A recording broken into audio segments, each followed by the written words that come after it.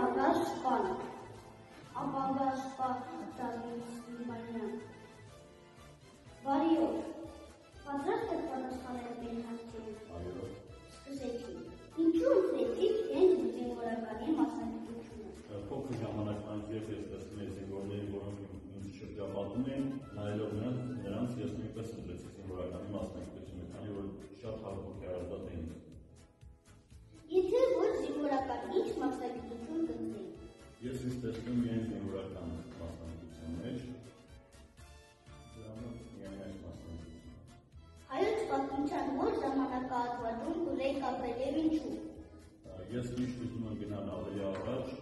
ժամանակաշրջանից համար կապ չունի, կարևորը դա հաջողություններն են, որոնք մեզ սպասում են ավելի ուշ ժամանակներում։ Ով է ձեզ համար լավագույն գաղափարական կերպարը հայոց պատմության քարոզներում։ Բազմիկ Սարգսյանը, Մոթե Մերկունյանը, Գարեգին Մերդերը։ Ինչ երեք բարով կմնթակներ օրինակելի սպային։ Օրինակելի սպան պետք է լինի առաջինը արդար, հնարամիտ և օգտակար իր զինվորների նկատմամբ։ Ինչն է ուզում դիմակայել մասնակցական բարդություններին։ Կամքի ուժը։ Կա պատկան, որ լսել եք ավագ ընկերների և լինությամբ կփոխանցել գալիք սերունդներին։ Իմ պատյանները շատ են, որոնք լսել են իմ ընկերների կողմից, և դրանք ես խոստանում եմ, որ անպայման կփոխանցեն գալիք սերունդներին։ Հայրենիքը գիր ունի։ Այո, կամ հողն է, ջուրը և մեր պարզ երկինքը։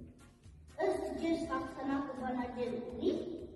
Հաղթանակի բանաձևը դա պետք է առաջնային ուշադրություն դարձնել կրթությանը, քանի որ մենք և զինվորները և սպաները կարող են վերականգնել հողերը։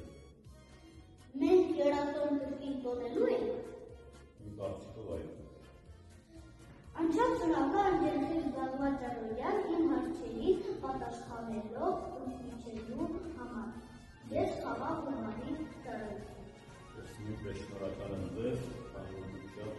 գրագետ և շատ լավ փոխել եք։ Շնորհակալություն։ Ես եմ ապագա զինվոր Ալարյան Նարեկ։ Ինձ թվում է ես դեռ էլի եմ գալու Վազգեն Սարգսյանի անվան ակադեմիա։ Ինձ էլ է այդպես թվում, Նարեկ։